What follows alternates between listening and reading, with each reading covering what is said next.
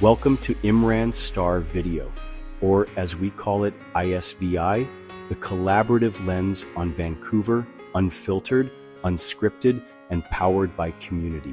We're not just a voice behind the mic. We're a collective of creators, thinkers, storytellers, and city lovers coming together to spotlight the people, places, and energy that make Vancouver what it is. From coast mountain skylines to neon-lit backstreets, we're covering everything from downtown buzz to the untold stories shaping our scene. You'll find us exclusively on YouTube, no algorithms, no filters, just real talk.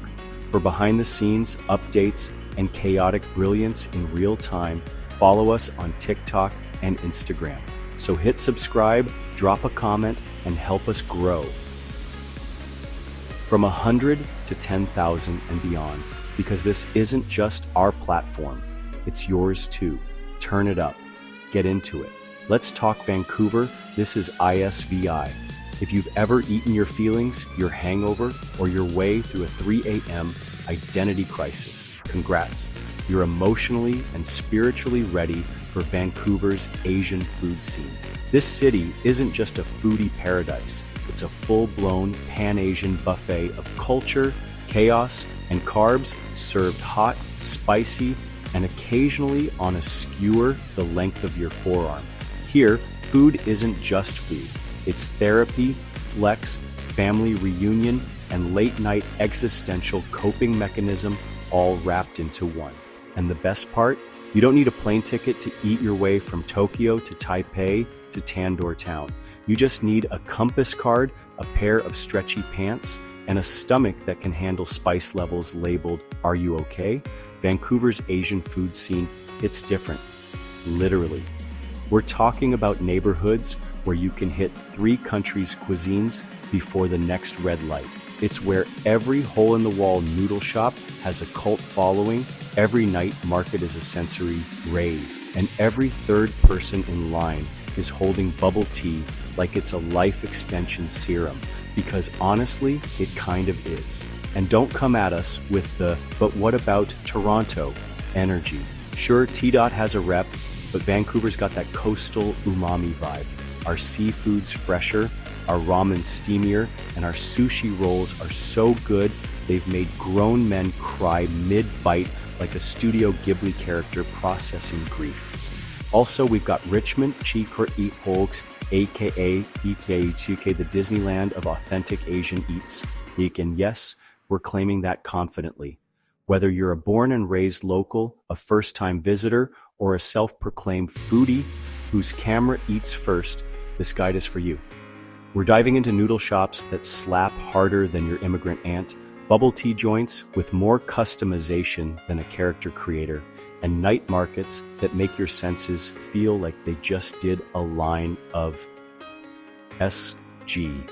So bring your appetite, your curiosity, and maybe some Pepto, because Vancouver's Asian food scene isn't just something you try, it's something you survive, adore, and eventually write a chaotic food blog about. Let's eat, let's overshare, and let's explore the edible soul of the city.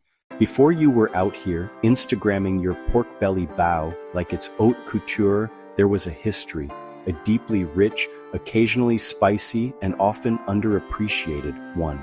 Vancouver's Asian food scene didn't just pop up one day like a trendy fusion pop-up with neon signage and $19 rice bowls. It was built by hands calloused from wok flames, by families who turned food into survival, and by communities who turned kitchens into resistance. Let's take it back, like all the way to the 1800s. Chinese immigrants were among the first major Asian communities to settle in Vancouver, drawn here by railroad jobs, gold rush dreams, and the kind of hope you pack when all you've got is your ancestors' recipes and the audacity to dream bigger. They weren't welcomed with open arms, but they carved out space anyway, building businesses, homes, and a thriving Chinatown that fed both stomachs and spirits. Enter Vancouver's OG culinary pioneers, women rolling dumplings in woens in the back of laundromats, men slinging noodles in alley kitchens, whole families opening corner cafes before Yelp existed. Their food wasn't authentic for clout, it was just home. Served in styrofoam containers, whispered in Cantonese, and priced for survival. Over the 20th century, immigration patterns shifted and exploded. Japanese communities brought sushi, sashimi, and culinary precision, so clean it could emotionally cleanse you. Then came waves from Vietnam, the Philippines, Korea, India, Malaysia, Taiwan, each one adding another layer of flavor to the city's ever-growing menu, and each one doing so in the face of discrimination, zoning laws, language barriers, and the unrelenting pressure to assimilate while still feeding a hungry diaspora with taste buds that knew better. By the 1980s and 90s, Richmond was rising faster than your blood sugar after a bubble waffle binge. With a boom in immigration from Hong Kong and Taiwan, the city transformed into a food mecca that now rivals literal Asian metropolises. We're talking strip malls full of culinary treasure, where every second door holds a dish your ancestors would cry over, and not just from spice. Meanwhile, Vancouver's mainstream food culture finally caught on, slow, awkward, and often through a filter of appropriation. Suddenly, dishes that were once weird became elevated. Sushi got gentrified, faux prices doubled, and white chefs started adding gochujang to their aioli and calling it innovation. Yikes. But through it all, Asian communities held the line, keeping it real, keeping it local, and serving meals that taste like history, heartbreak, and hope rolled into one bite. Today's scene is built on that legacy, one where tradition and evolution dance together in dumpling houses, night markets, and third-gen run fusion joints that still call grandma when the broth tastes off. So no, Vancouver didn't become a pan-Asian food capital because it's trendy or diverse on paper. It earned it dish by dish, decade by decade, hustle by hustle. And the least we can do is show up hungry, respectful, and ready to tip well. If a rave, a food court, and a TikTok trend had a baby, and then fed that baby nothing but sugar, garlic, and MSG, you should make not you and or stew in chief fart. You should return the schnunten. Sure, Richmond Night Market. This isn't just dinner, babe. This is war. This is a food-fueled fever dream. This is Vancouver's unofficial Hunger Games with bubble tea as currency and skewers as weapons. Let's start with the Richmond Night Market because it's the Beyoncé of night markets. Flashy, dramatic, and consistently serving. Every summer, it pops up near the River Rock Casino like some mythical, neon-lit kingdom where calories don't count and your debit card will cry. Walking into the market is like being slapped in the face with soy sauce and serotonin. There are lights, sounds, anime plushies, and food stalls screaming your name in 6 different languages. The air is thick with the scent of grilled squid, teriyaki beef, mochi waffles, and whatever that glorious durian monstrosity is. You don't browse here. You sprint, sweat, and spiral between stalls like a rat in a very delicious maze. The food? Unhinged in the best way. Hurricane potatoes that look like a weaponized side dish. Deep-fried milk, don't ask, just vibe. Stinky tofu that smells like a war crime but tastes like redemption. Dragon's beard candy spun with the grace of a K-pop choreo. And bubble tea booths lined up like it's a caffeine-fueled street gang turf war. It's not just about what you eat, it's how you eat it. One hand juggling 3 skewers, the other hand holding a taro slush, your phone between your shoulder and cheek, filming everything while you scream, "This slaps," over the sound of a live cover of BTS. But beyond the chaos and cardiac risk, night markets are cultural powerhouses. They're spaces of joy, nostalgia, and intergenerational flexing. Aunties from Taiwan and high schoolers from Burnaby bond over who serves the crispiest katsu sandos. Korean corn dog vendors sling cheese like it's a performance art. It's messy, it's loud, it's imperfect, and it's beautiful. And yes, it's hot, it's crowded, your feet hurt. You've spent $78 on novelty snacks, but you don't care because the night market is where food becomes theater, memory, and rebellion all at once. It's where culture isn't curated, it's lived.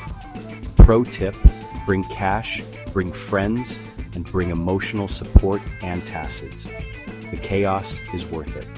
And no, you don't need a reason to eat a bacon-wrapped takoyaki donut at 10:30 p.m. You just need vibes. In Vancouver, we don't ask, how are you?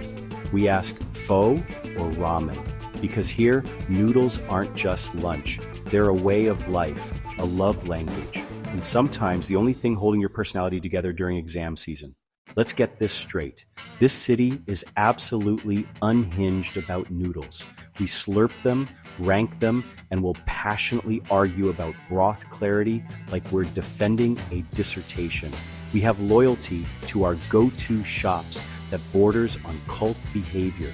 And if you say your favorite ramen spot is just okay, prepare to be excommunicated faster than someone who says instant noodles don't count.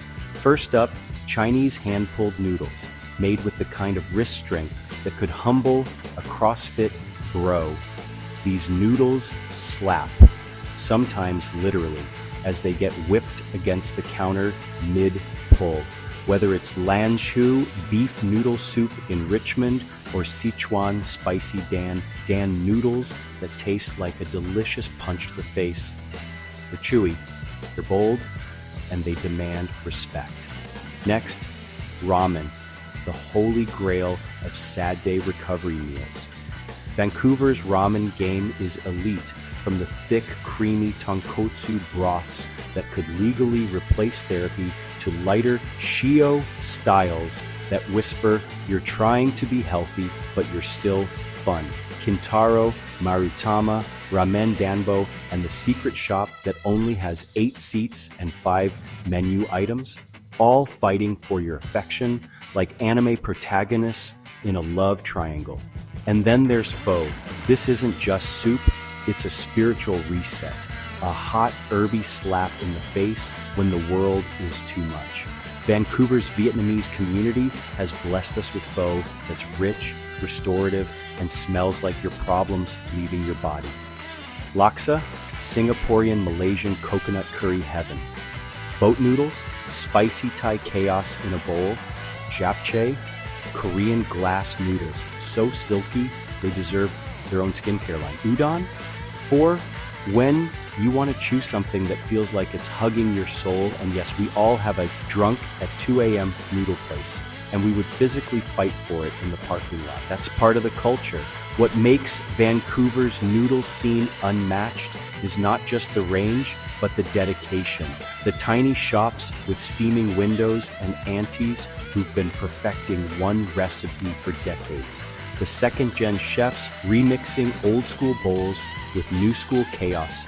Hello, truffle shoyu broth and duck confit ramen. It's noodles with a narrative, carbs with cultural context, gluten with generational depth. Bottom line, noodles are non-negotiable here. They're the unspoken religion of the Lower Mainland. You don't just eat them, you commit, you slurp, you sweat, you live, laugh, and lactose intolerantly consume spicy seafood udon like it didn't just ruin your week last time. So go out, find your bowl, and let it ruin you in the best way possible. In most cities, brunch is a sleepy, mimosa-soaked excuse to eat eggs at noon and pretend you're not still hungover. But in Vancouver, brunch is warfare. Let's start with the holy grail, dim sum, aka Chinese tapas if you're trying to explain it to someone from Alberta. But around here, we just call it Sunday. You walk into a dining hall where the vibe is loud, The tea is endless, and the service is exactly as passive-aggressive as it needs to be. Must orders? Har Gao, shrimp dumplings that slap every time. Siu Mai, porky perfection. Steamed rice rolls that taste like a hug from your childhood trauma, and turnip cakes that don't even try to be photogenic. Now pivot hard. Let's talk sushi, because Vancouver's sushi scene isn't just good. It's so elite that people from Japan come here and are like, okay, pop off. You've got your casual neighborhood joints where a $12 bento will make you feel emotionally reborn, and then you've got the omakase temples, where the chef makes direct eye contact with your soul as he handcrafts a piece of toro that will make you question your life choices.